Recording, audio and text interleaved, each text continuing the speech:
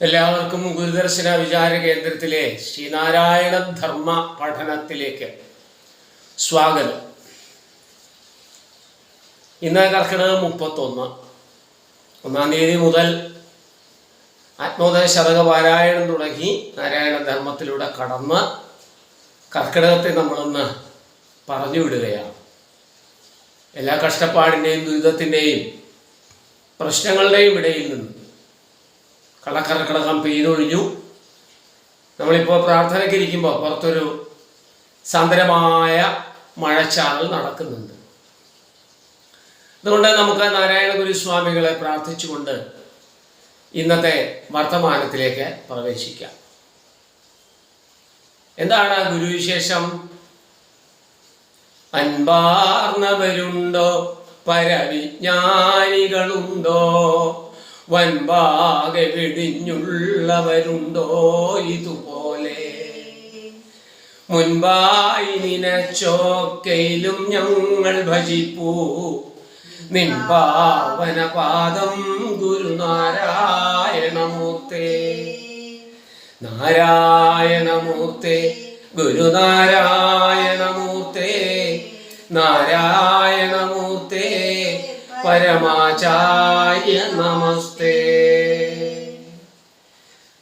പരമാചാര്യ പാദങ്ങളിൽ 31-ാമത്തെ ദിവസത്തെ സമർപ്പിച്ചുകൊണ്ട് നാരായണധർമ്മ പഠനത്തിന്റെ അവസാനത്തെ അധ്യായമായ ദശമസർഗം 10-ാം അധ്യായം നമ്മൾ പഠിച്ചു വന്നതനുസരിച്ച് ഗാർഹസ്ഥ്യം, ബ്രഹ്മചര്യം, ഗാർഹസ്ഥ്യം, വനപ്രസ്ഥം ഇല്ല, സന്യാസം. സന്യാസം എന്ന് പറഞ്ഞാൽ ആശ്രമത്തിൽ പോയി സന്യാസി ആവാൻ കേട്ടോ. ഞാൻ കഴിഞ്ഞ ക്ലാസ്സുകളിലൊക്കെ പറഞ്ഞ ഓർമ്മയുണ്ടോ? കുടുംബത്തിൽ, വീട്ടിൽ ഒരു സന്യാസിയെ പോലെയും ജീവിക്കാം, വീടിനെ ഒരു ആശ്രമം പോലെയും പരീക്ഷിക്കാം. എപ്പോഴും ഗുരുസ്മരണ ഉണ്ടാവണം. അങ്ങനെ ഉണ്ടെങ്കിലോ ആചാര്യ സൈവാത്മാമതി മനവാപ്യ സ്വമേധയാ ന സംന്യസേദക്ഷമത കോപി വിക്ഷിപ്ത മാനസ. അല്ല പിടിയും കിട്ടിയാവോ? അവസാനത്തെ അധ്യായത്തിലാണ്.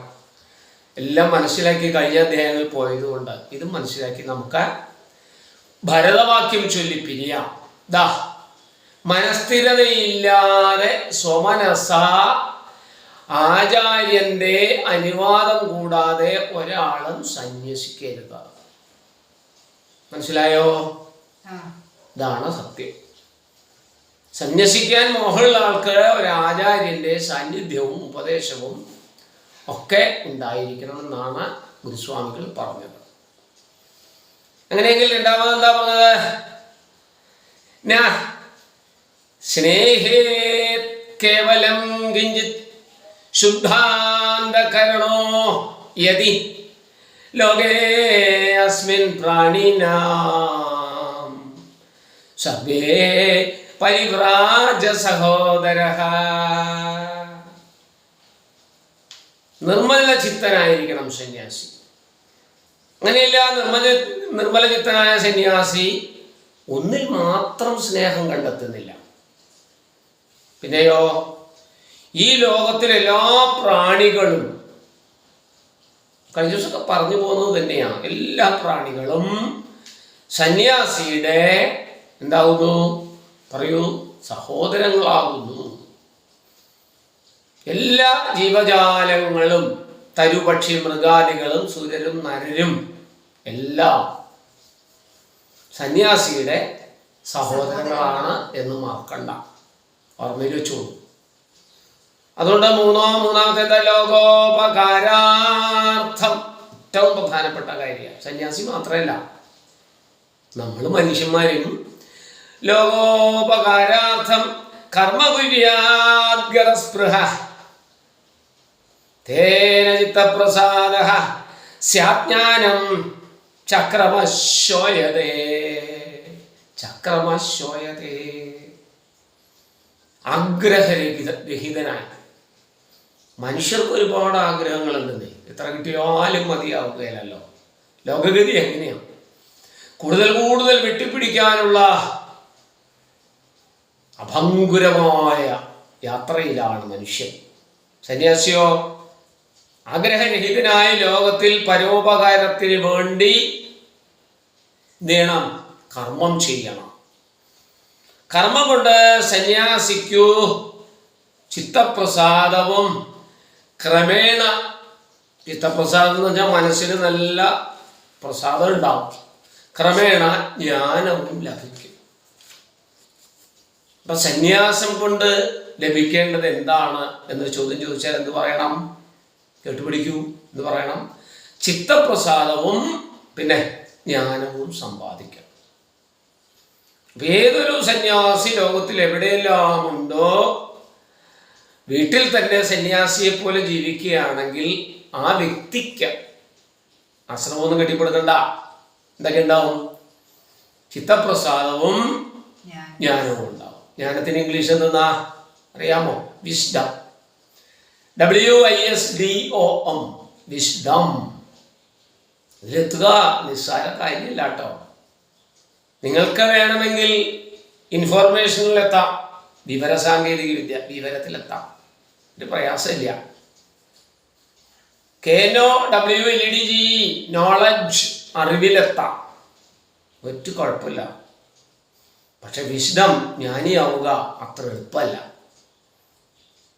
ലോകം കണ്ട മഹാജ്ഞാനികളിൽ ഒരു ജ്ഞാനിയുടെ പേരാണ് ഗുരുസ്വാമി തൃപ്പാദങ്ങൾ എന്നറിയണം, അറിയുക.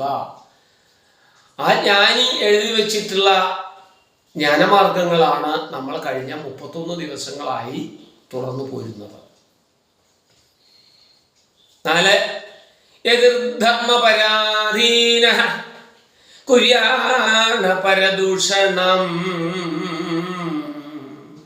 ഭൂഷണേനാത്മനാഹ ശക്തിസ്തപോ ബുദ്ധിച്ചനശ്വതി.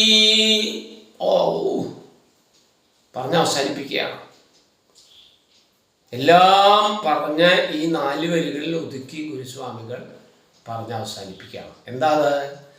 സന്യാസി ധർമ്മത്തിന് കീഴടങ്ങിയവനാകുന്നു. ധർമ്മം വിട്ടുള്ള കളിയില്ല. അന്യരെ കുറിച്ച് ദോഷാരോപണം ചെയ്യരുത്. പിന്നെയോ ദൂഷണത്താൽ തൻ്റെ ശക്തിയും തപസ്സും ബുദ്ധിയും നശിച്ചു പോകും. 3 കാര്യങ്ങൾ. അന്യനെ ദൂഷണം ചെയ്താൽ 1 തൻ്റെ തപസ്, 2 ബുദ്ധി, 3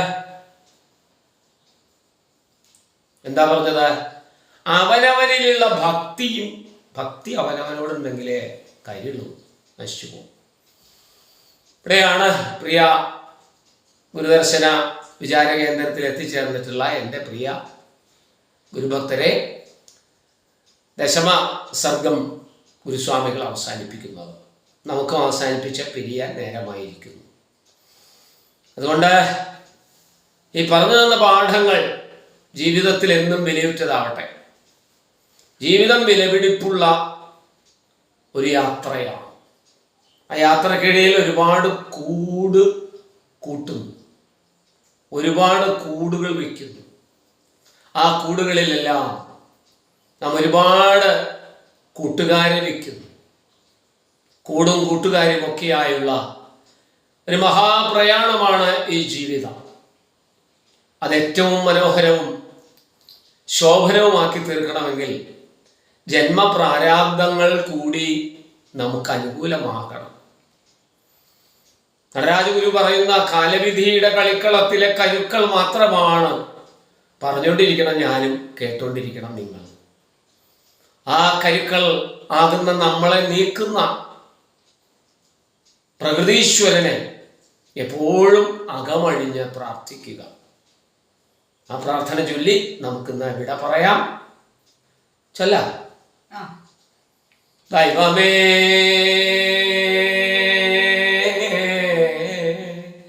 കാത്തുകൊള്ളു കൈവിടാതിങ്ങു ഞങ്ങളെ, നാവികൻ നീ ഭവാബ്ദിക്കോരാവിവൻ തോണി നിൻപദം. നിന്റെ പാദപാംസുക്കളിൽ, നിന്റെ പാദങ്ങളിൽ അല്ലയോ ആചാര്യരെ, ഞങ്ങളുടെ സർവ്വദുഃഖങ്ങളെയും സങ്കടങ്ങളെയും സന്തോഷങ്ങളെയും ആഹ്ലാദങ്ങളെയും ആനന്ദത്തെയും സവിനയം സമർപ്പിച്ചുകൊണ്ട് 31 ദിവസം യാതൊരു തടസ്സവുമില്ലാതെ ദീർഘമായ 31 ദിവസം ഇവിടെ വരാനും നിങ്ങളോടൊത്ത് ഇരിക്കാനും നാരായണ ഗുരുസ്വാമികൾ നമ്മളെ അനുഗ്രഹിച്ചു. നിങ്ങൾക്കും അതിൻ്റെ അനുഗ്രഹം ഉണ്ടാവട്ടെ. ഇതൊക്കെ വായിച്ച പഠിച്ച നല്ല മനസ്സുകളായി, നല്ല ഹൃദയങ്ങളായി, നല്ല ആത്മാവുകളായി ലോകസമക്ഷം കഴിയുവാൻ പ്രാപ്തി ഉണ്ടാകട്ടെ എന്ന പ്രാർത്ഥനയിൽ യാത്ര പറയുന്നു. വീണ്ടും നമുക്കിതുപോലെ എപ്പോഴെങ്കിലുമൊക്കെ കാണാം, കേൾക്കാം, സുവർത്തമാനങ്ങളെ ചെയ്യാം എന്ന് പറഞ്ഞുകൊണ്ട് യാത്ര പറയുന്നു. നിങ്ങളുടെ സ്വന്തം കൊടുവഴങ്ങ ബാലകൃഷ്ണൻ മാസ്റ്റർ. നന്ദി, നമസ്കാരം.